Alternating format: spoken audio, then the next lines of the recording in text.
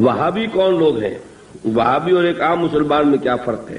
دیکھیے، وہابی کا لفظ بطور گالی استعمال کیا جاتا ہے، جیسے جماعت اسلامی کے لوگوں کو لوگ مودودیہ کہہ دیتے ہیں۔ تو اول تو یہ لفظ کسی شکل میں بھی زبان پہ نہیں لانا چاہیے، کبھی استعارتاً کسی شخص کو معین کر کے نہیں کہنا چاہیے کہ وہ وہابی ہے۔ یہ وہ یعنی توہین ہے جس سے کہ اللہ تعالیٰ نے روکا ہے۔ لیکن وہ کون لوگ ہیں جنہیں وہابی کہا جاتا ہے؟ نجد میں آج سے تقریباً 250 سال پہلے ایک شخصیت پیدا ہوئی، محمد ابن عبد الوہاب۔ انہوں نے دین کی خدمت کی، دین کی اصلاح کا کام کیا، جو بھی مسلمانوں میں غلط چیزیں رائج تھیں، مشرکانہ اعتقادات، بدعات، ان کا قلاقبہ کیا اور ایک تحریک شروع کی۔ اس کا پھر معاہدہ ہو گیا آل سعود کے ساتھ کہ آل سعود ایک ابھرتا ہوا قبیلہ تھا یہ، تو ان دونوں کا معاہدہ یہ ہو گیا کہ ہم مل جل کر کام کرتے ہیں، اگر حکومت کو ہم قائم کر لیں تو اس کی حکومت، اس کا انتظام جو ہے دنیاوی وہ آل سعود کے پاس رہے گا، اور اس کے دینی معاملات جو ہیں وہ آل شیخ کہلاتے ہیں، وہ اب شیخ محمد بن عبد الوہاب کے خاندان کے پاس۔ اس طرح یہ سعودی ڈائنیسٹی شروع ہوئی۔ پہلے نجد میں حکومت بنی، پھر انہوں نے حجاز کو بھی فتح کر لیا، تو حرمین شریفین بھی انہی کے زیر انتظام آ گئے۔ تو یہ جو ایک سلسلہ چلا ہے، تو اب ان میں محمد ابن عبد الوہاب رحمۃ اللہ علیہ نے جہاں بہت اچھے کام کیے، وہاں ایک پہلو ایسا بھی تھا جس پہ اختلاف پیدا ہوا۔ انہوں نے تصوف پر بڑی شدید تنقیدیں کی، اور اس میں کچھ میں سمجھتا ہوں کہ جیسا ہوتا ہے، کوئی جب بھی ریفارمر کھڑا ہوتا ہے، کوئی مصلح، تو جذبات میں آ کر بعض اوقات سخت باتیں بھی کہہ دیتا ہے، تو اس طرح کی کچھ باتیں بھی انہوں نے فرمائی ہیں۔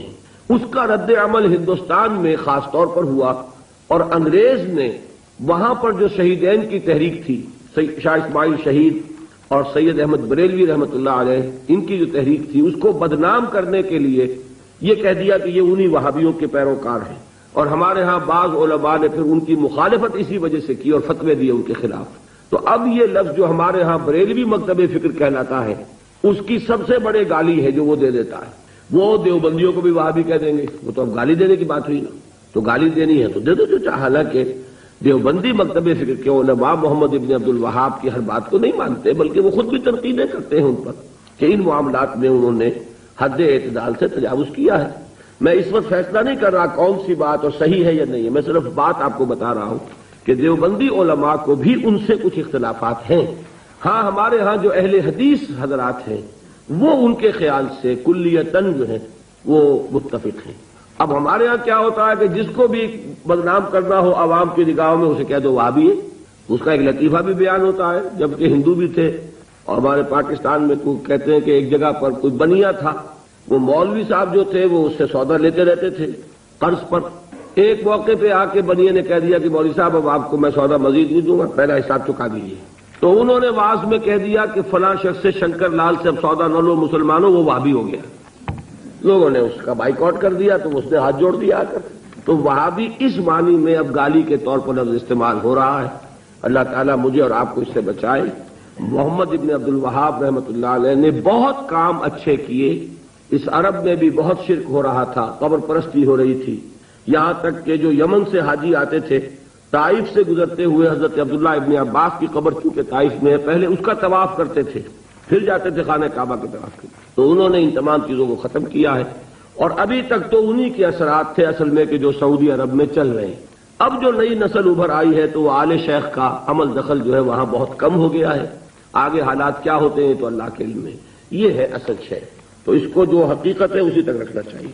اب میں ان ائمہ میں دو بنیادی قسمیں ہیں، ایک محدثین اور ایک فقہا۔ محدثین، ان کا کام کیا تھا؟ قرآن تو اللہ نے خود جمع کر دیا تھا، میں پہلے دن بیان کر چکا ہوں حضور کے سیرہ مبارک میں۔ حضور نے صحابہ کو اسی ترتیب سے قرآن پڑھا دیا، اور سینکڑوں صحابہ نے یاد کر لیا۔ پھر جو کمی اگر رہ گئی تھی کتابی شکل میں حضرت ابو بکر لے آئے۔ پھر اگر اس میں کوئی فرق پڑ رہا تھا پڑھنے کے انداز میں تو ایک کتابت کے اوپر جمع کر دیا حضرت عثمان نے۔ بات ختم ہو گئی۔ خلافت راشدہ میں قرآن کا معاملہ تو محفوظیت کی آخری درجے کو پہنچ گیا۔ اب اصل مرحلہ کیا تھا؟ حضور کے اقوال مبارک کو جمع کرنا۔ صحابہ ہیں، منتشر ہو گئے ہیں، کوئی صحابی کوفے چلے گئے، کوئی صحابی دمشق چلے گئے، کوئی کہیں چلے گئے، کوئی کہیں چلے گئے۔ اب ان سب کے پاس، کسی کے پاس اتنی احادیث، کسی کے پاس اتنی احادیث، ان کو جمع کرنے کا کام، پھر چھان پھٹک کرنے کا کام، پھر مرتب کرنے کا کام، یہ کس نے کیا؟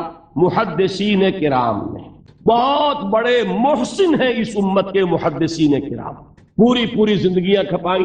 ایسا بھی ہوا ہے، ایک محدث مدینے سے چلتے ہیں، انہیں معلوم ہوتا ہے کہ ایک صحابی دمشق میں ہے، ایک حدیث وہ بیان کرتے ہیں، ذرا باریک باتیں سمجھ لیجئے گا۔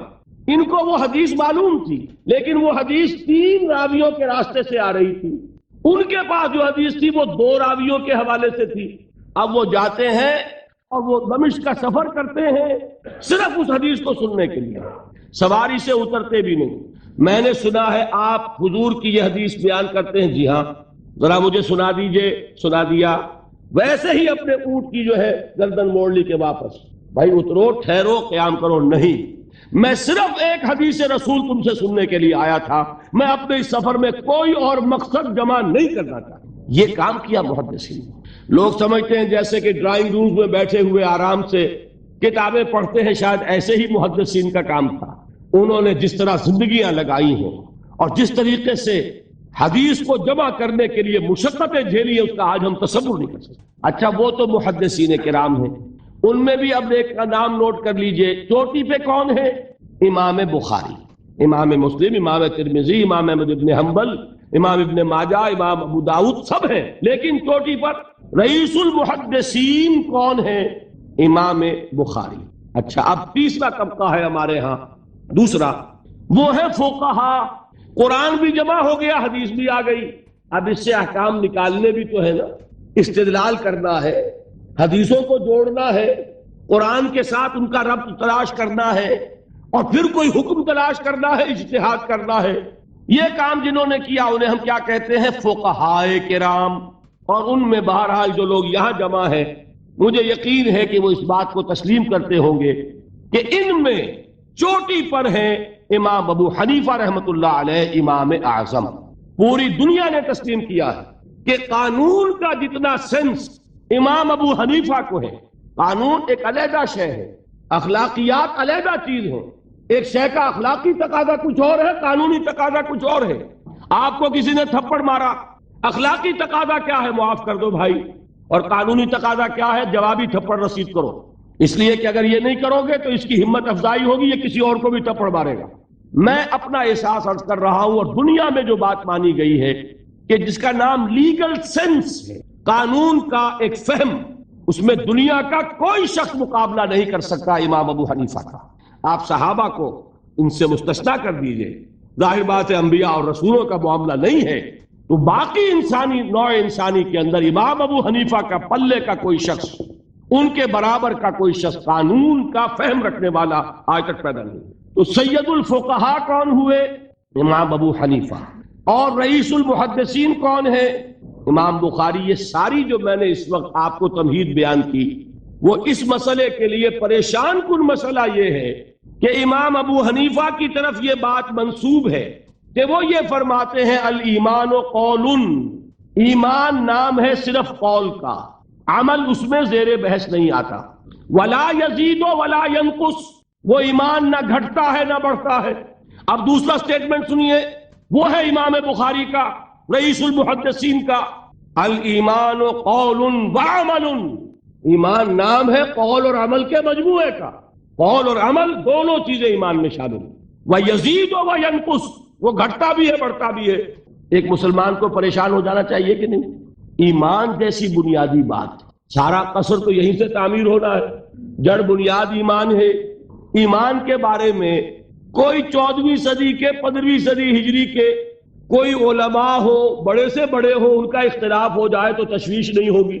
یہ کن کے درمیان اختلاف ہو رہا ہے؟ رئیس المحدثین امام بخاری اور سید الفقہاء امام ابو حنیفہ۔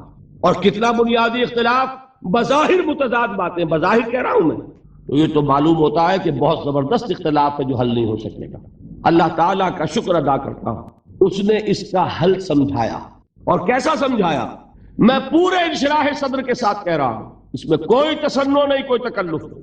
میرے نزدیک دونوں باتیں 100% درست ہیں۔ یہ نہیں کہ 50% یہ درست 50% وہ درست، نہیں، یہ بھی 100% درست، یہ بھی 100% درست۔ فرق کیا ہے؟ محل مختلف ہے۔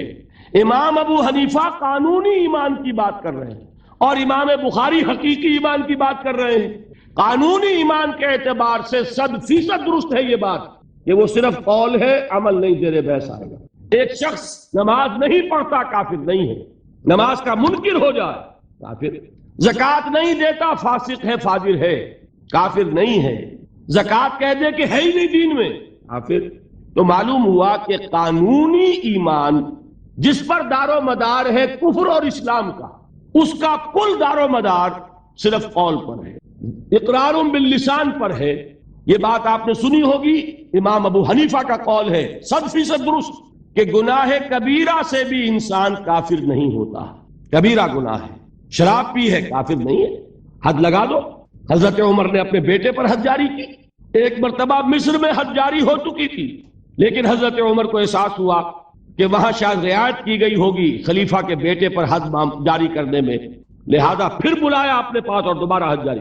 اگر کسی سے زنا ہو گیا ہے، میں آپ کو واقعہ سنا چکا، غامدی خاتون کہ ذرا کسی نے کہہ دیا بے حیا عورت تھی، تو حضور نے کیسی ڈانٹ پلائی ہے، کتنا اس کا رتبہ بیان کیا ہے۔ اس نے تو وہ توبہ کی ہے کہ مگر مدینے کی پوری آبادی پر اس کو تقسیم کر دیا جائے تو سب کی نجات کے لیے کافی ہو جائے۔ البتہ حقیقی ایمان، اب یہاں زمین و آسمان کا فرق آ جائے گا۔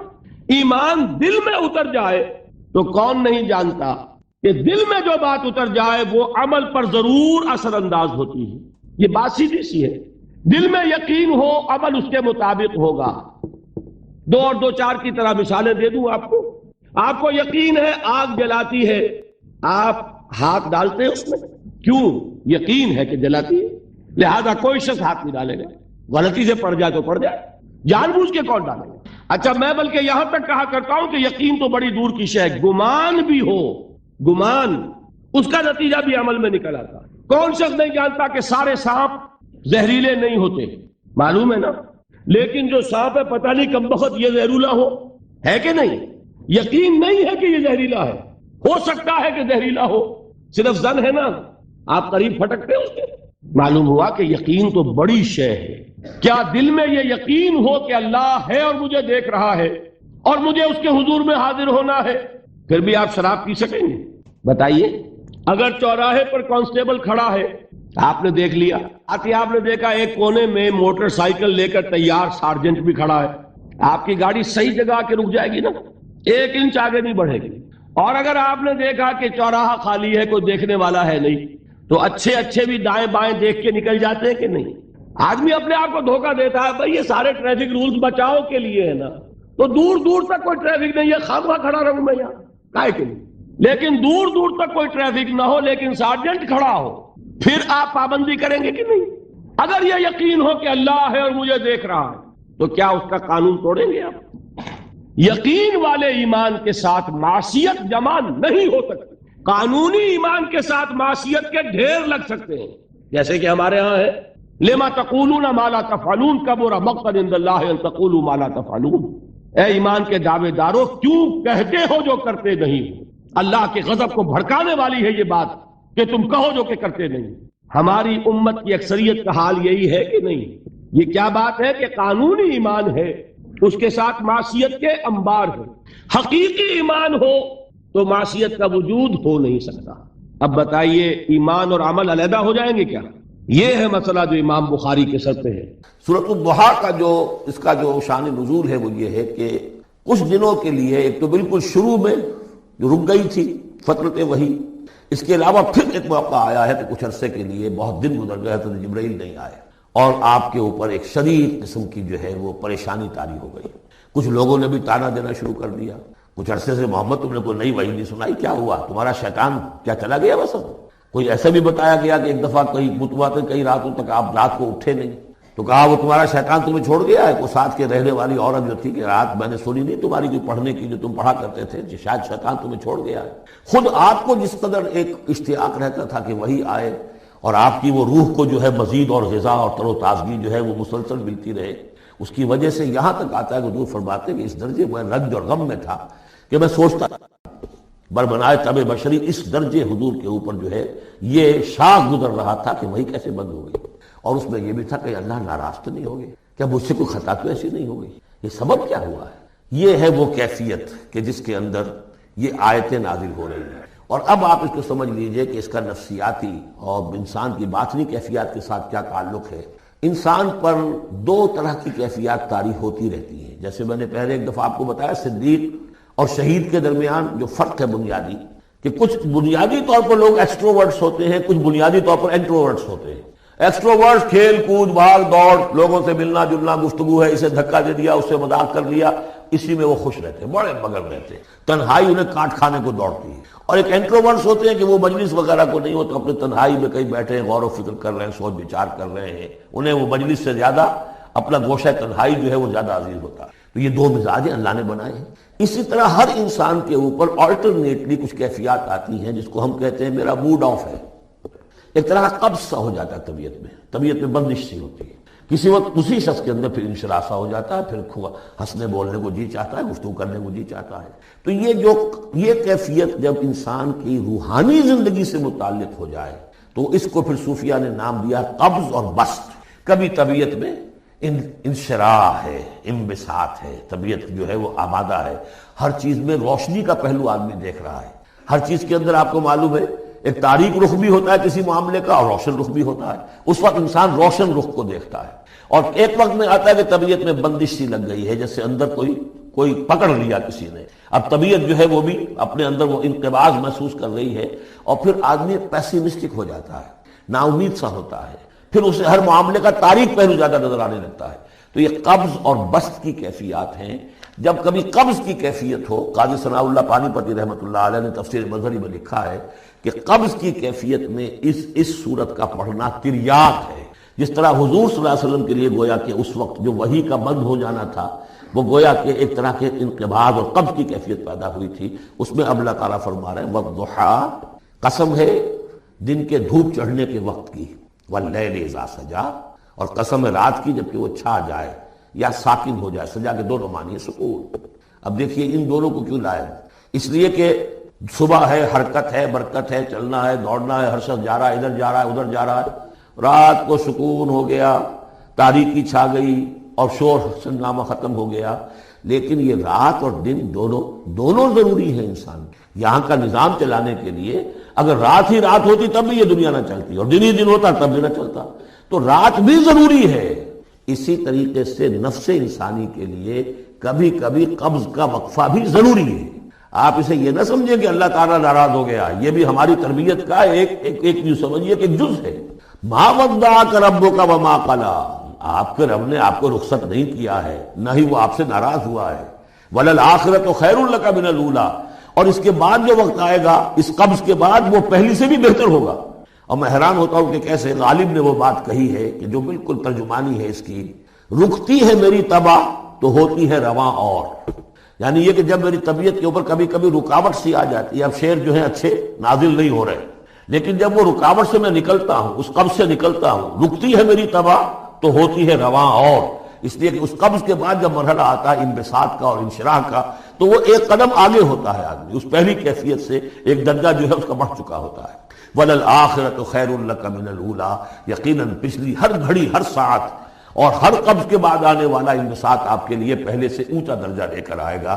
وَلَسَوْفَ يُعْطِيكَ رَبُّكَ فَتَرْضَىٰ، ان قریب آپ کا رب آپ کو اتنا کچھ دے گا، اتنا کچھ دے گا، آپ کی محنتوں کے وہ نتائج سامنے آئیں گے کہ آپ راضی ہو جائیں گے۔ اب دیکھیے پچھلی صورت ختم ہوئی تھی وَلَسَوْفَ يَرْضَىٰ، یہاں ہے وَلَسَوْفَ يُعْطِيكَ رَبُّكَ فَتَرْضَىٰ، صرف ضمیر کا فرق ہے، کیونکہ صدیق پر وحی نہیں آتی، براہ راست خطاب نہیں کیا جا سکتا، وہاں وہ صیغہ جو ہے وہ غائب کا ہے وَلَسَوْفَ يَرْضَىٰ، اور چونکہ نبی وہ ہے جس پر وحی آ رہی ہے، براہ راست مخاطب ہے، تو وَلَسَوْفَ يُعْطِيكَ رَبُّكَ فَتَرْضَىٰ، آپ کا رب اتنا کچھ دے گا کہ آپ راضی ہو جائیں گے۔ اب یہ کہ اسی قبض کی حالت میں پھر اللہ تعالیٰ اپنے احسان جتا رہا ہے، اور یہ بہترین ہے۔ کبھی طبیعت پر ڈپریشن ہو اس طرح کی اور قبض کی کیفیت ہو تو آدمی یاد کرے کس کس مرحلے پر اللہ نے میری دستگیری فرمائی، کن کن مراحل پر اللہ تعالیٰ نے مجھے مشکلات سے نکالا، اس سے وہ حوصلہ بڑھتا ہے۔ اور اس کو بھی سمجھیے کہ اسی انداز میں علم یجد کا یتیمن فآوا، یہ سیرت النبی کے بڑے اہم حصے ہیں جو اس میں آ گئے ہیں۔ آپ کی پیدائش یتیمی میں، پوسٹیومس چائلڈ، باپ تو پہلے ہی فوت ہو چکا، 6 سال کی عمر میں والدہ گئی، 8 سال کی عمر میں دادا گئے، اور وہ یعنی جو آپ نے دیکھا ہے ابتدائی زمانہ زندگی کا، تو وہ یتیمی کا، علم یجد کا یتیمن فآوا، کیا اس نے اے محمد آپ کو نہ پایا کہ آپ یتیم تھے، پھر پناہ دی، آپ کے لیے بندوبست کی، دادا کے دل میں جو شفقت ڈالی، پھر آپ کے تایا زبیر کے دل میں جو شفقت ڈالی۔ عبد المطلب کے بعد فوراً ابو طالب کا نام آتا ہے، حالانکہ یہ غلط ہے تاریخی اعتبار سے۔ عبد المطلب کے بعد کافی عرصے تک زبیر جو آپ کے تایا تھے وہ سرپرست تھے، پھر ان کے انتقال کے بعد ابو طالب کا معاملہ آیا، لیکن ان کو بیچ میں سے غائب کر دیا گیا۔ بہرحال اللہ تعالیٰ جو بھی کسی کے دل میں ڈالتا ہے، آخر ابو طالب کے دل میں محبت ڈالی تو کس نے ڈالی؟ وہ ہم پڑھ چکے ہیں سورہ طٰہٰ میں، وَأَلْقَيْتُ عَلَيْكَ مَحَبَّةً مِّنِّي۔ حضرت موسیٰ علیہ السلام کی موہنی صورت کے اوپر اللہ تعالیٰ فرماتے ہیں ہم نے اپنی محبت کا پرتو ڈال دیا کہ تمہیں دیکھنے کے بعد وہ قتل کرنے کے ارادے سے باز رہ گئے، ان کے ہاتھ شل ہو گئے، ایسی موہنی صورت، اسے قتل کر لیں۔ وَأَلْقَيْتُ عَلَيْكَ مَحَبَّةً مِّنِّي وَلِتُصْنَعَ عَلَىٰ عَيْنِي، یہ ہوا ہے۔ تو فرمایا علم یجد کا یتیمن فآوا ووجدک ضالا فہدا، اور پھر جب آپ شعور کی پختگی کو پہنچے اور غور و فکر کا مرحلہ آیا، حقائق میں انسان کو سوچ بچار کا مرحلہ آیا، اور آپ کو دیکھا کہ آپ تلاش حقیقت میں سرگرداں ہیں، تو ہدایت دی۔ وہ آگے آ جائے گا، بہت قریب پہنچ گئے ہم، اقرا بسم ربک الذی خلق، وہ مرحلہ جب آئے گا۔ ووجدک عائلا فاغنا، اور پایا آپ کو تنگ دست تو غنی کر دی۔ کس طرح سے راستہ پیدا کیا ہے خدیجہ الکبریٰ رضی اللہ تعالی عنہا نے، جو بھی ان کے آپ کے محاسن دیکھے کتنی گنویدہ ہوئی ہیں۔ بڑے بڑے سردار قریش کے جو ہے ان سے نکاح کے خواہش مند تھے، انہوں نے خود جو ہے اپنی لونی کے ذریعے سے پیغام دیا ہے حضور کو۔ تو یہ ساری چیزیں جو ہے ان کی ساری دولت جو ہے وہ پوری کی پوری انہوں نے لا کر حضور کے قدموں میں ڈال دی۔ وَوَجَدَكَ عَائِلًا فَأَغْنَىٰ فَأَمَّا الْيَتِيمَ فَلَا تَقْهَرْ۔ تو اے نبی تقاضے ان تینوں چیزوں کے کیا ہیں؟ ہم نے آپ کو یتیم پایا، پناہ دی، اب آپ بھی یتیم کے سرپرستی کیجئے، کسی یتیم کو اس کے اوپر کوئی جبر نہ ہو، سختی نہ ہو۔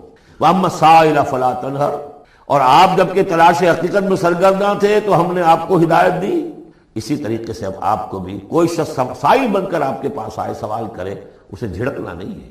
اسے جو بھی سائل دونوں طرح کے ہوتے، سوال کرنے والا کوئی علمی سوال، اور سوال کرنے والا کوئی مالی مدد کے لیے۔ وَأَمَّا بِنِعْمَةِ رَبِّكَ فَحَدِّثْ، اور جو ہدایت تمہیں دی ہے ہم نے اب اسے عام کرو، یہ نعمت ہے، آپ کے رب کا انعام ہے، یہ ہدایت جو آپ کو عطا ہوئی ہے اس کو بیان کرو۔ اس کے بیان کرنے میں یہ بھی ہے کہ اللہ کے انعامات کا چرچا انسان کرے، اس کا شکر ادا کرنے کے لیے، اور یہ بھی ہے کہ اس کو پھیلائے اور عام کرے، دوسروں تک پہنچائے، ورنہ وہ بخل ہو جائے گا کہ وہ دولت جو ہے ہدایت کی اس کو آدمی صرف اپنی ذات تک محدود رکھے اور اس کا جو خیر ہے وہ دوسروں تک نہ پہنچائے۔ وَمَا أَرْسَلْنَاكَ إِلَّا كَافَّةً لِلنَّاسِ بَشِيرًا وَنَذِيرًا، وقال عز وجل كما ورد في سورة الأنبياء وما أرسلناك إلا رحمة للعالمين، وقال عز وجل كما ورد في سورة الأعراف قل يا أيها الناس إني رسول الله إليكم جميعا، صدق اللہ۔ آج کے دن کو ہمارے ہاں عید النبی کے نام سے منائے جانے کا کچھ عرصے سے رواج ہے۔ یہ رواج کچھ زیادہ پرانا ہے۔ جہاں تک لفظ عید کا تعلق ہے اس کا انطباق تو اس پر کوئی غلط نہیں ہے، صحیح ہے، اس لیے کہ لغوی طور پر عید کے معنی بار بار لوٹ کر آنے والی شے یا ہر سال عید الفطر ہر سال آتی ہے، عید الاضحیٰ ہر سال آتی ہے، عاد یعود تو عید اسی سے لوٹ کر آنے والی، پلٹ کر آنے، اس اعتبار سے یہ یقیناً یوم ہے۔ لیکن یہ اصل میں اس کے لیے اس کا استعمال جو ہے یہ بہت ہی تھوڑے عرصے قبل کوئی قدیم بات ہے۔ اول تو یہ کہ حضور کی ولادت جو ہے 12 ربیع الاول متفق علیہ نہیں، حضور کی ولادت کی تاریخ طے نہیں، مہینہ تو طے ہے کہ ربیع الاول تھا، اسی شک و شبے میں، لیکن تاریخ متفق علیہ نہیں۔ بلکہ میرے نزدیک اس سلسلے میں قاضی سلیمان سلمان منصور پوری رحمۃ اللہ علیہ جو ایک بڑی عظیم کتاب کی مؤلف ہے، کہ وہ اتنی مشہور نہیں ہو سکی جتنی مولانا شبلی کی رحمۃ للعالمین مشہور، لیکن بہت سے اعتبارات سے مولانا شبلی کی کتاب سے وہ بہت بڑھ کر ہے، بہت اونچی علمی اعتبار سے اس کا مقام بلند تر ہے۔ رحمۃ للعالمین 3، اور یہ جو تھے قاضی سلیمان سلمان منصور کو یہ تقویمات کے بڑے ماہر ہیں. گرگری کیلنڈر جو ہے، جو کرسچن کیلنڈر ہے، اس میں خوب جانتے ہیں، اور یہ جو قمری کیلنڈر ہے اس کو واقف تھے. ہندی کیلنڈر سے پوری طرح واقف تھے.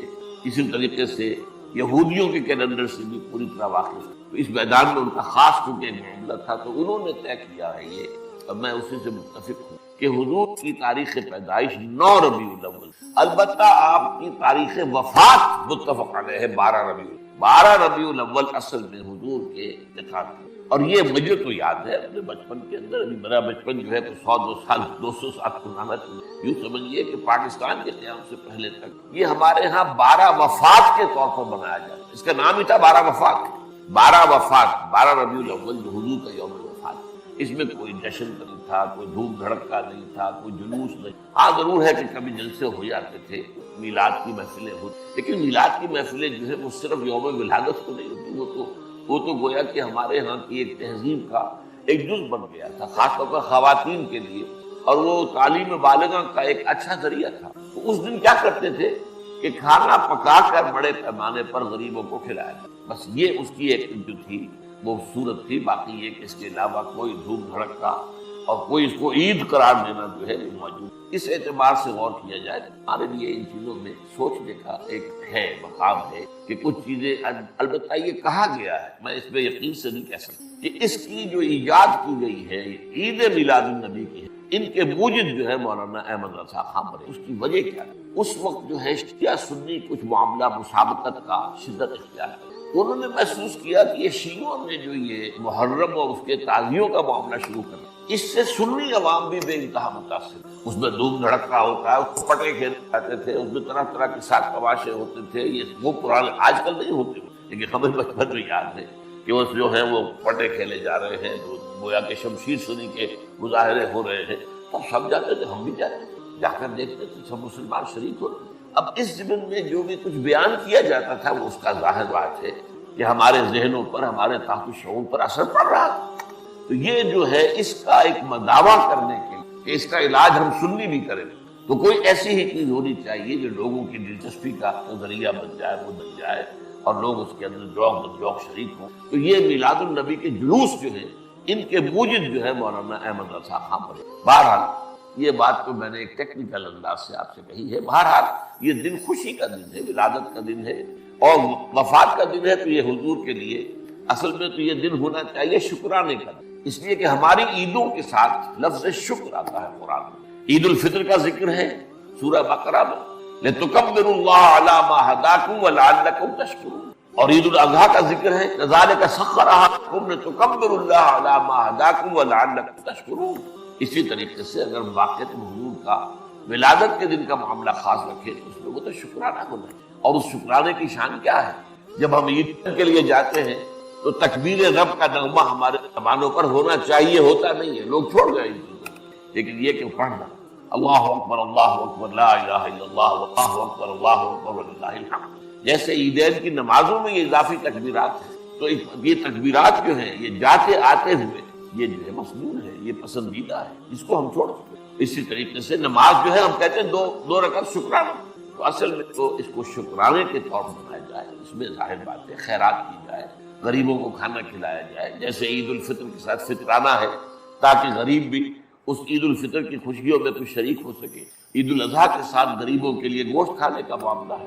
یہ 1/3 جو ہے آپ کو اپنی قربانی کا گوشت لازماً جو ہے خیرات کرنا ہے، صدقہ کرنا ہے. اور وہ غریبوں کو بھی جنہیں کو یعنی گوشت کو دیکھنے کی جو ہے وہ جو نہیں ہوتی صورت پیدا ہوتی بسا اوقات، وہ ان کو یہ کہ گوشت کھانے کو. تو یہ چند باتیں تو میں نے کی ہے. آج اس عید میلاد النبی کے نام کے حوالے سے اس کا پس منظر کیا ہے؟ دیکھیے، ختم نبوت جو ہے ہمارے عقائد کے اندر لازماً شامل، یعنی نبی اکرم صلی اللہ علیہ وسلم اللہ کے آخری نبی تھے. آخری یوں سمجھ کہ بعض روایات کے روح سے اگر 1.25 لاکھ انبیاء دنیا میں آئے ہیں تو اس کی آخری کڑی بھی صرف حضور ہے صلی اللہ علیہ وسلم. اور ان 1.25 لاکھ میں سے وہ بھی جو نبی بھی تھے، رسول بھی تھے. رسول جو ہوتا لازماً نبی ہوتا ہے، ہر نبی لازماً رسول. تو 313 کی جو ہے تعداد بتائی گئی ہے کہ رسول آئے ہیں دنیا میں، آخری رسول بھی محمد صلی اللہ علیہ وسلم. لیکن ختم نبوت کے 2 مفہوم ہیں جن میں سے ایک بہت عام ہوا ہے. اس کی خاص وجہ اس کا تعلق ہے شریعت سے، قانون سے۔ وہ ختم نبوت کا مفہوم کیا ہے کہ آپ آخری نبی، آخری رسول، آپ کے بعد کوئی نبی نہیں، کوئی رسول نہیں۔ جس نے دعویٰ کیا وہ جھوٹا، دجال، کذاب، کافر، مرتد، اور جس نے اس کی تصدیق کی وہ بھی دائرہ اسلام سے خارج۔ اب یہ چونکہ ہے قانونی مسئلہ، کوئی شخص مسلمان رہا یا نہیں رہا، لہذا اس پہلو پر تو علماء نے پوری توجہ دلائل کی۔ البتہ آپ نے نوٹ کیا گیا ہو کہ اس کے لیے عام طور پر ایک ہی آیت ہے قرآن کی جو پیش کی، یہ سورہ احزاب کی آیت نمبر 40 ہے، ما کان محمد ابا احد من رجالکم ولکن رسول اللہ وخاتم النبیین۔ محمد تم میں سے کسی مرد کے باپ نہیں۔ یہ اصل میں جو معاملہ ہوا تھا زید بن حارثہ رضی اللہ تعالیٰ عنہ کا، اس کے حوالے سے ہے، میں اس کی تفصیل میں نہیں۔ یہ آیت آپ نے بے شمار مرتبہ سنی، اور ظاہر بات ہے کہ ختم نبوت کے موضوع پر یا نبی اکرم صلی اللہ علیہ وسلم کی عظمت کے موضوع پر جہاں کہیں بھی خطاب ہوگا، وعظ ہوگا، تقریر ہوگی، اس میں لازماً یہ آیت مبارکہ۔ تو ایک مفہوم تو یہ ہے، اور اس کے حوالے سے یہ آیت جو ہے اسے۔ دوسرا مفہوم اور ہے، نبوت اور رسالت حضور پر کامل ہوئی، یہ دوسرا پہلو۔ اور نوٹ کرنے کی بات یہ ہے کہ حضور کی فضیلت کس میں ہے؟ ختم نبوت میں کوئی فضیلت نہیں ہے، بل بڑی معنی کہ ختم ہو گئی، ایک شے تھی اب نہیں رہی، ایک واقعہ ہے، بس اس میں فضیلت کا پہلو کون سا؟ بلکہ میں آپ کو یاد دلا دوں کہ اصل میں غلام احمد قادیانی نے لعنت اللہ علیہ جو اپنے دعوی کا آغاز کیا تھا وہ یہی سے کیا تھا۔ اس نے اجرائے وحی کا فلسفہ پیش کیا کہ وحی تو جاری ہے، وحی کا سلسلہ بند نہیں ہو سکتا۔ کیسے ہو سکتا ہے جبکہ وحی رحمت ہے؟ اب یہ بات لوگوں کو اپیل کی، وحی تو رحمت ہے، تو یہ رحمت کا سلسلہ کیسے بند ہو سکتا؟ تو اجرائے وحی سے بات شروع کی، اور اس کو پھر آگے بڑھتا گیا۔ مہدی موعود ہونے کا وعدہ کیا، پھر اس نے مسیح موعود ہونے کا وعدہ کیا، پھر نبی کا دعویٰ کر دیا۔ لیکن یہ بنیادی بات وہ تھی کہ جس نے لوگوں کو، میں اس کی بات وضاحت کر دوں، در حقیقت ختم نبوت کے یہ دو مفہوم میں بیان کر رہا ہوں۔ یہ لفظ ختم میں اردو میں بھی موجود ہے۔ ایک یہ ہے کہ پیسے ختم ہو، آٹا ختم ہو گیا، یہ ایک مفہوم ہے۔ ایک یہ کہ اسکول کا طالب علم کہتا ہے کہ میں نے اپنا کام ختم کر لیا، تو یہ ختم جو ہے پورا، میں نے اپنا کام پورا کر، یہ ختم جو ہے یہاں پر اس معنی میں۔ تو اس معنی میں ایک ہے حضور پر ختم نبوت کہ آپ کے بعد کوئی نبی نہیں، کوئی رسول نہیں۔ ایک ہے ختم نبوت اس معنی میں کہ آپ پر نبوت اور رسالت کی تکمیل ہوئی ہے۔ اب اس کے لیے جو قرآن مجید کی آیت ہے جو میں چاہتا ہوں کہ آپ اچھی طرح نوٹ کر لیں، جو 3 مرتبہ آئی قرآن میں، هو الذی ارسل رسولہ بالہدی ودین الحق لیظہرہ علی الدین، یہ ہے اصل آیت۔ اس کو ایمفیسائز نہیں کیا گیا، اس پر توجہ نہیں کی کہ اصل میں تکمیل نبوت اور رسالت کی مظہر یہ آئے۔ اس کے حوالے سے بات کی جائے تو وہ بات سامنے آتی ہے کہ محمد رسول اللہ کا مقام کیا ہے۔ میں عرض کر رہا تھا نا کہ ایک چیز مسلسل چلی آ رہی تھی، ایک جگہ ختم ہو گئی، ٹھیک ہے ختم ہو گئی، ایک واقعہ ہے، لیکن اس میں فضیلت تو کوئی نہیں۔ ایک ہے ایک چیز رفتہ تدریجاً ارتقاء کے مراحل طے کرتے ہوئے اپنے کلائمیکس کو پہنچی اور ختم، زمین و آسمان کا فرق۔ ایک چیز اپنے عروج کو پہنچ کر ختم ہوئی، ایک چیز کلائمیکس کو پہنچ کر ختم ہوئی۔ یہ ہے اصل معاملہ کہ جو حضور کی اس میں فضیلت ہے، اس میں اندر حضور کا مقام جو ہے انبیاء کرام کے مقدس گروہ کے اندر معین ہوتا ہے کہ آپ پر نبوت اور رسالت کی تکمیل۔ حضور پر نبوت ختم ہو گئی، آپ کے بعد نبوت نہیں ہے، رسالت نہیں ہے، جس نے دعویٰ کیا وہ کذاب دجال۔ اب لیجیے حدیث کے جو اس اتمام نبوت اور رسالت کے اعتبار سے، یہ بھی حضرت ابو ہریرہ سے ہے رضی اللہ تعالی عنہ، اور یہ متفق علیہ ہے، بخاری اور مسلم دونوں۔ یہ بارہا میں نے آپ سے کہا ہے کہ جو حدیث متفق علیہ ہو اس سے اوپر کوئی درجہ نہیں ہے حدیث کے مستند ہونے، وہ قرآن مجید کے قریب ہی پہنچ جاتی ہے وہ حدیث اپنے سند کے اعتبار۔ قرآن ہے، حدیث قرآن لفظاً وحی ہے، حدیث مانن وحی ہے۔ قرآن محفوظ ہے لفظاً، حدیث محفوظ نہیں ہے لفظاً، لیکن سند کے اعتبار سے جو متفق علیہ روایت ہوگی وہ قرآن مجید ہی کے قریب ہے۔ اس روایت کے الفاظ کیا ہیں؟ آپ نے فرمایا مثلی و مثل الانبیاء، میری اور باقی دوسرے رسول نبیوں کی مثال ہے کمثل قصر، ایک محل کی ہے، ایک عمارت بڑی شاندار بنائی گئی، احسن بنیانہ، اس کی تعمیر بہت عمدہ ہوئی، بہت اعلیٰ ہوئی، بہت حسین، وترک منہ موضع لبنۃ، لیکن ایک جگہ پر اس میں رکھنا چھوڑ دیا گیا۔ بہت ساری شادی رکھنا ہے، یہ کیا ہے، کس لیے ہے، کیوں چھوڑ دیا گیا، کیوں تکمیل نہیں کی گئی؟ فطاف بہ النظار، تو نظارہ کرنے والے، دیکھنے والے سیاح لوگ آتے تھے اور وہ اس کا طواف کرتے تھے، اس کے گرد جو ہے چکر لگاتے تھے، یتعجبون، اور تعجب کرتے تھے، من حسن بنیانی، اس کی انتہائی خوبصورت جو عمارت ہوئی ہے اس کی تعریف کرتے تھے. اللہ موضع تلک اللبنہ، سوائے اس ایک اینٹ یا کہہ لیجیے وہ ایک پتھر، اس زمانے میں اینٹوں کا رواج نہیں تھا تو پتھروں سے بنتی تھی، اس کی کوئی جگہ چھوڑ دی گئی. اب فرمایا آپ نے فَكُنْتُ أَنَا صَدَدْتُ مَوْضِعَ اللَّبْنَةِ خُتِمَ بِي النُّبْيَانُ وَخُتِمَ بِي الرُّسُلُ، تو میں وہ اینٹ ہوں، میں وہ پتھر ہوں جس نے آ کر اس رکھنے کو پر کر دیا ہے، بند کر دیا ہے، اور میرے ذریعے سے وہ عمارت بھی مکمل کر دی گئی اور میرے ذریعے سے رسولوں کو بھی مکمل کر دیا گیا، رسالت کی بھی تکمیل ہو گئی. وفی روایت میں ایک اور روایت میں الفاظ ہے فَأَنَا اللَّبْنَةُ وَأَنَا خَاتِمُ النَّبِيِّينَ، میں ہوں وہ اینٹ یا وہ پتھر اور میں ہوں کہ میرے بعد کوئی نبی. اب احادیث کی حد تک تو معاملہ یہ ہو گیا. اب آئیے آپ اس آیت، یہ جو آیت ہے هُوَ الَّذِي أَرْسَلَ رَسُولَهُ بِالْهُدَىٰ وَدِينِ الْحَقِّ لِيُظْهِرَهُ عَلَى الدِّينِ كُلِّهِ. تین جگہ آئی، دو جگہ اس کا اختتام ہے اس ان الفاظ کے ساتھ وَلَوْ كَرِهَ الْمُشْرِكُونَ، اور ایک جگہ ہے وَكَفَىٰ بِاللَّهِ شَهِيدًا. میں اس جو مختلف فی حصہ ہے اس کا اس وقت اس پر بحث نہیں کر، جو بالکل متفق علیہ، جس میں ایک شوشے کا فرق بھی نہیں. هو الذی ارسل رسولہ بالہدی ودین الحق لیظہرہ علی الدین. یہ ایگزیکٹلی یہی الفاظ، ایک حرف کا دو دور کی بات ہے، ایک شوشے تک. اور دوسری بات یہ نوٹ کیجیے، یہ الفاظ کسی اور رسول کے لیے قرآن میں نہیں. بعض الفاظ مشترک ہیں، بشیر، سارے انبیاء بشیر تھے، حضور بھی بشیر. نذیر، سارے خبردار کرنے والے تھے، حضور بھی خبردار کرنے. مبلغ، معلم، یہ سارے ناصح، میں تمہیں انصح لکم، میں تمہیں نصیحت کر رہا ہوں، یہ سارے الفاظ مشترک. شاہد، گواہ، یہ بھی مشترک. انا ارسلناک شاہدا ومبشرا ونذیرا وداعیا الی اللہ باذنہ وسراجا منیرا. یہ الفاظ، لیکن یہ الفاظ قرآن مجید میں جو 3 مرتبہ حضور کے لیے آ گئے، کسی اور نبی اور رسول کے لیے 1 مرتبہ. تو معلوم ہوا کہ یہی الفاظ ہیں جو حضور کی امتیازی حیثیت کو واضح. تو ساری توجہ ان پر ہونی چاہیے، جسے ہم کہتے ہیں مائکروسکوپ کو فکس کر دیجیے اس کے اوپر. هو الذی ارسل رسولہ، وہی ہے اللہ جس نے بھیجا اپنے رسول کو محمد کو صلی اللہ علیہ وسلم بالہدی، ہدایت بھیج کر، الہدا دے کر، اور دین حق دے کر. 2 چیزیں دے کر بھیجا گیا. اور کس لیے بھیجا؟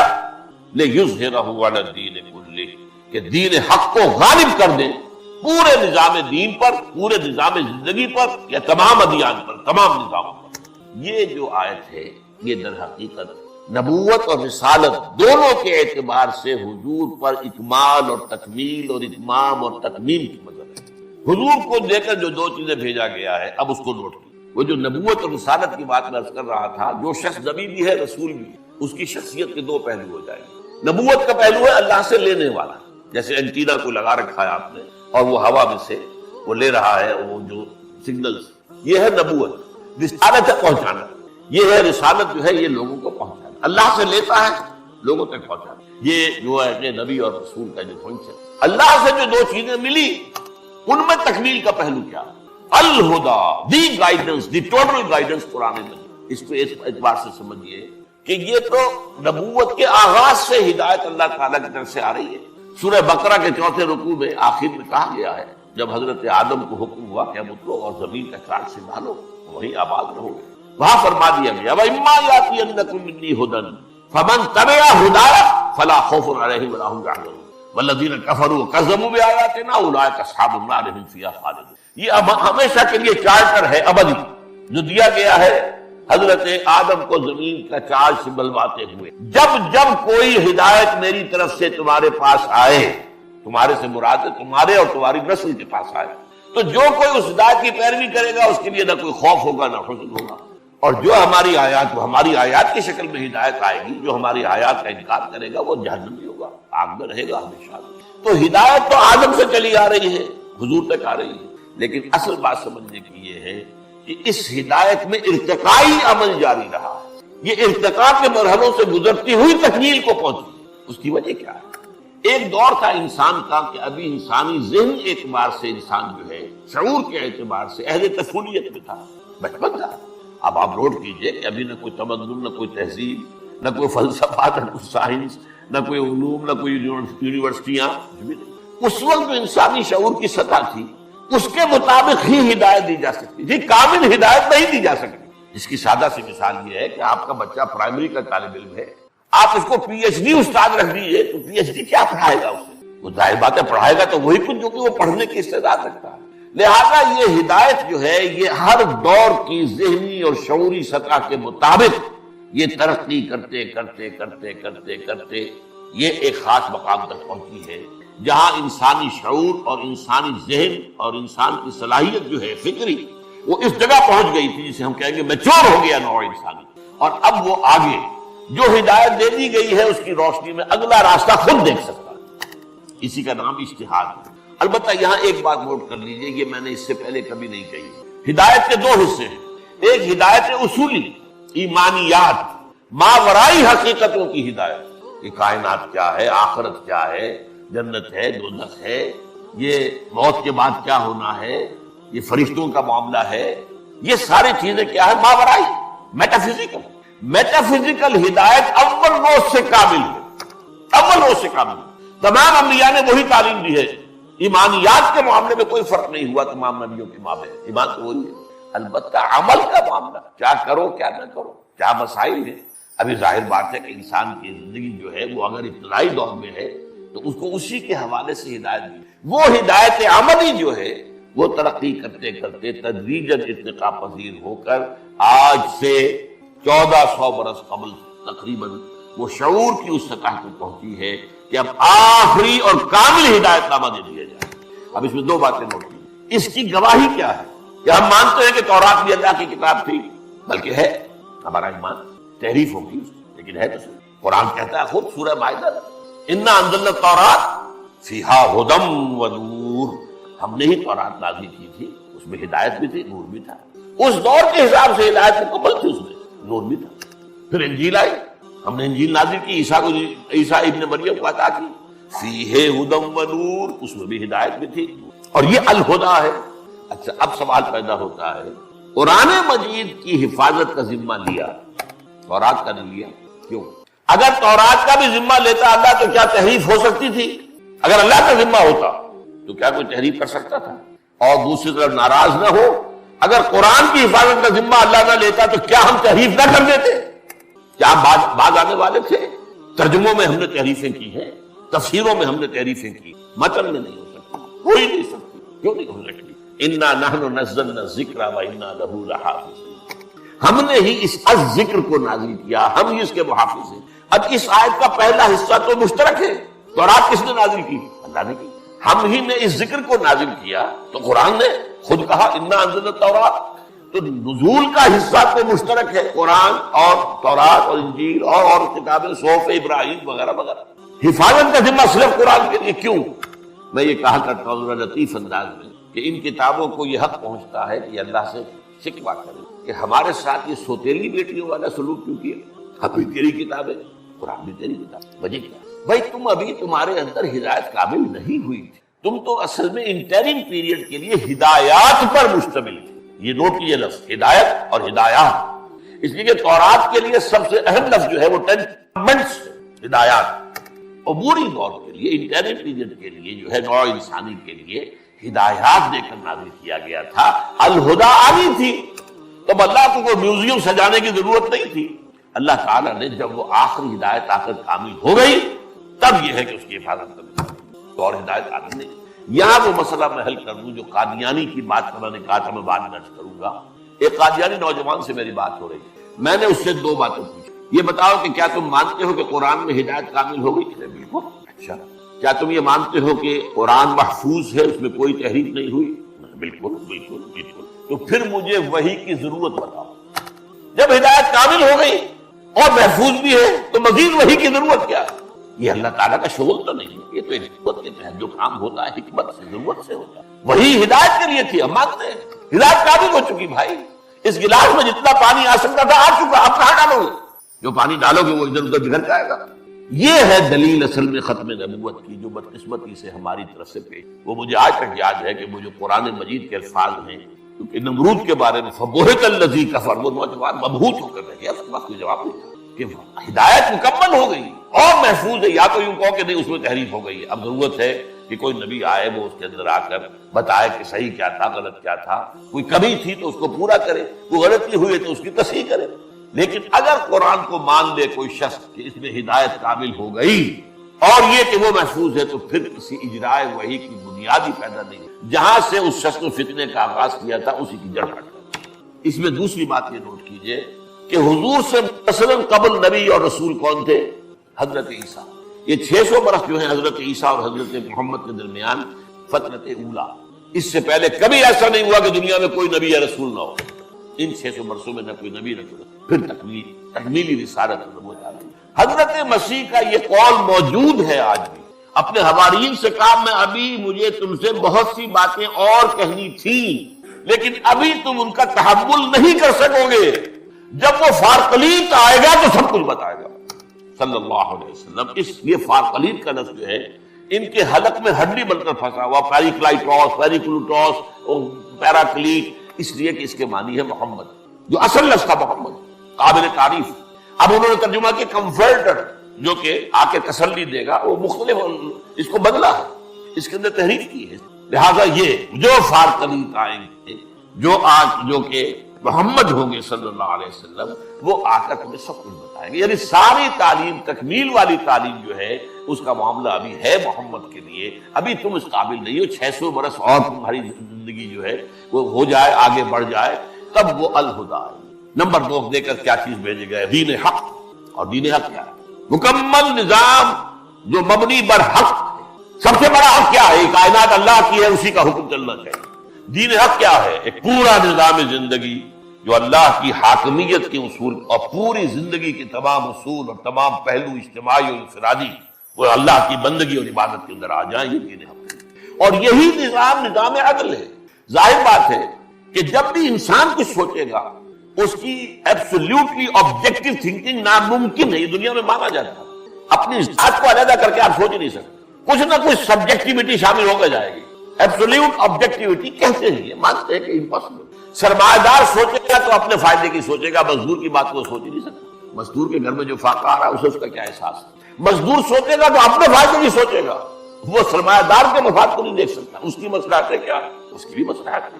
تو یہ معاملہ جو ہے دو طرفہ ہے۔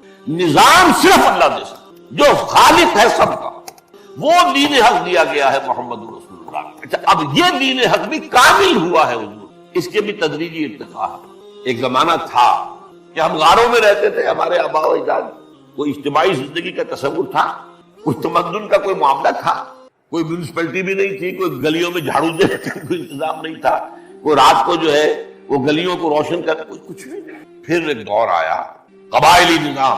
اب ایک نظام بن گیا، قبیلے کا سردار ہے، تمہیں ماننا پڑے گا حکم، تم اس قبیلے کے فرد ہو اور اس قبیلے کی ریت اور رسم یہ ہے، تمہیں چلنا پڑے گا۔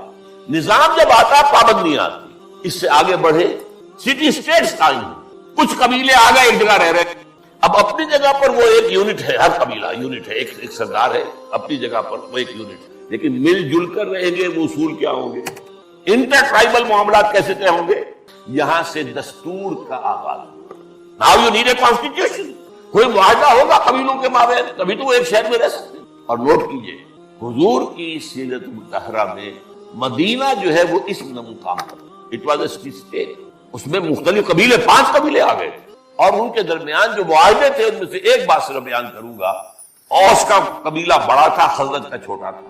اگر کوئی اوسی خزرجی کو قتل کر دے تو 3 گنا تاوان دینا پڑے گا، اور اگر کوئی خزرجی اوسی کو قتل کر دے تو 3 تاوان دینا پڑے گا۔ اب آپ سوچئے اوسی نوجوان کا خون کھولتا نہیں ہوگا کہ کیا میری جان کی قیمت اس خزرجی نوجوان کی جان سے 3 ہے؟ How come? But you have to accept it, you belong to us, اور اوس کا یہ معاہدہ ہے۔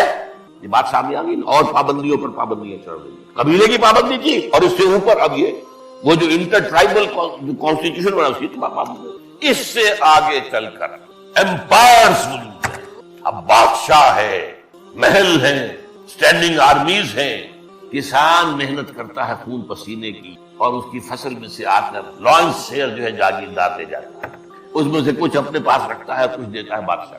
بادشاہ اس کی بنیاد پر فوجیں کھڑی کرتا ہے، جاگیرداروں کو بھی 20,000 منصبدار ہے تو 20,000 فوج اسے رکھنی پڑے گی۔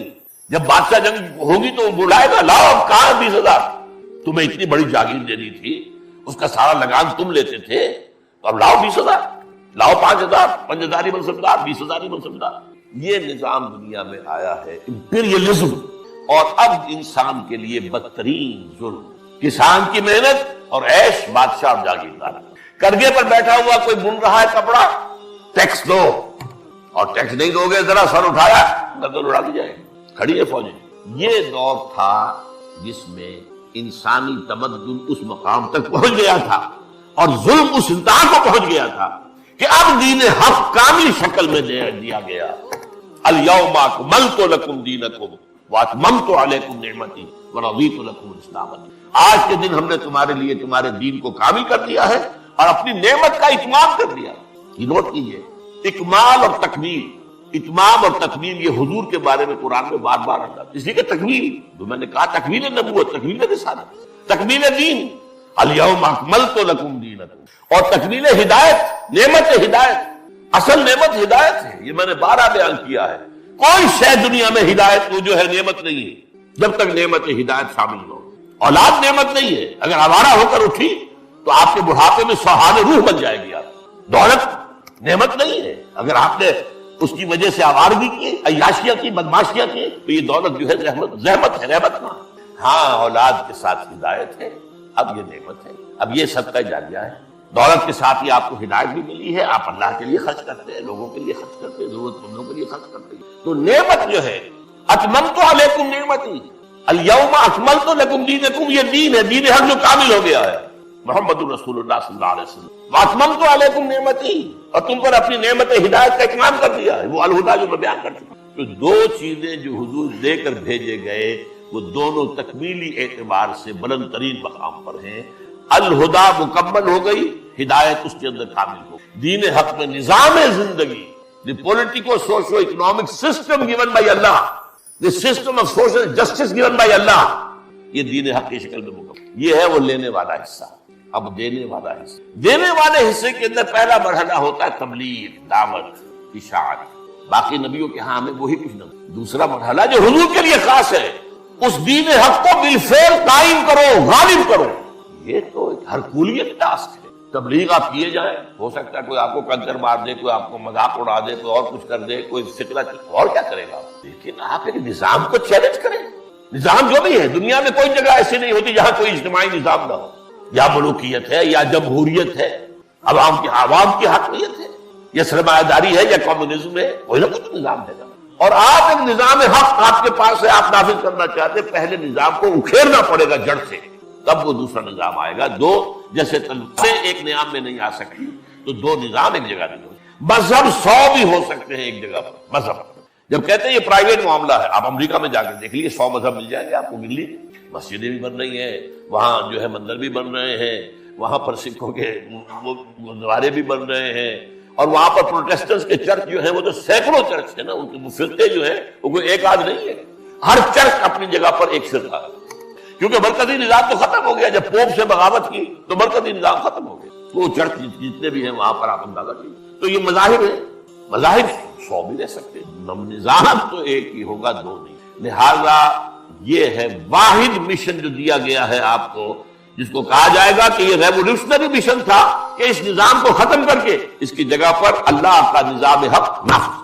اب اس کے لیے یہ ہے کہ برڈ آئی ویو خود لے لیجئے، کیا کچھ کرنا پڑا ہے، کیا کچھ قربانیاں دینی، کیسی کیسی محنت کرنی، دن رات کی محنت ہوئی۔ شروع میں کیا ہوتا تھا، اجی پاگل ہو گئے، دماغ خراب ہو گیا، یہ شاعر ہو گئے، پتہ نہیں کیا کہاں سے شعر کہنے آ گئے، نہیں شعر تو اچھے کہتے ہیں، یہ تو شاعر ہے، جادو کر دیتا ہے، بس سنو اس کی بات، جادو ہو جائے گا کی بات۔ یہ سب کچھ سنو ہے محمد، اگرچہ تمہارے دل یو فیل ہرٹ، وَلَقَدْ نَعْلَمُ أَنَّكَ يَضِيقُ صَدْرُكَ بِمَا يَقُولُونَ، ہمیں خوب معلوم ہے جو کچھ یہ کہتے ہیں اس سے آپ کا سینہ بھیجتا ہے، لیکن وَاصْبِرْ عَلَىٰ مَا يَقُولُونَ وَاهْجُرْهُمْ هَجْرًا جَمِيلًا، صبر کیجئے جو یہ کہنے سے برداشت کیجئے۔ پھر صحابہ پر جو تعذیب المسلمین کا ایک دور ہے، سن 4 نبوی سے شروع ہو کر جو سن 12 تک چلا ہے، کیسے کیسے ٹارچر ہوئے، کیسی کیسی سختیاں آئیں، کیسے دہتے انگاروں پر لٹائے گئے، کیسے گردن میں وہ ڈال کر رسی اور جو ہے گلیوں میں اور جو ہے وہ گھسیٹے گئے، حضرت بلال رضی اللہ عنہ، حضرت خباب جو ہے دہتے انگاروں پر لٹائے گئے، مادر ذات بڑھانا کر کے نکالے گئے ہیں حضرت مصعب بن عمیر،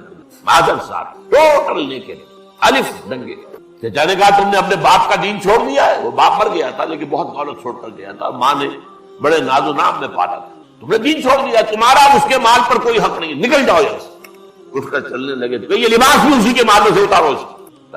خالص ننگے ہو کر ماں کے پاس آئے، ماں نے آنکھوں پہ ہاتھ رکھا، کیا ہوا ہے مصعب کہ میں موحد ہو گیا؟ یہ توحید۔ بہرحال یہ جو ایک اسٹرگل ہے یہ تو آپ کے مطالعے کی چیز ہے، اس کو میں اس وقت بیان تو نہیں کرتا کیا اس کی سٹیجز تھی، کن مراحل سے گزر کر ہوا ہے۔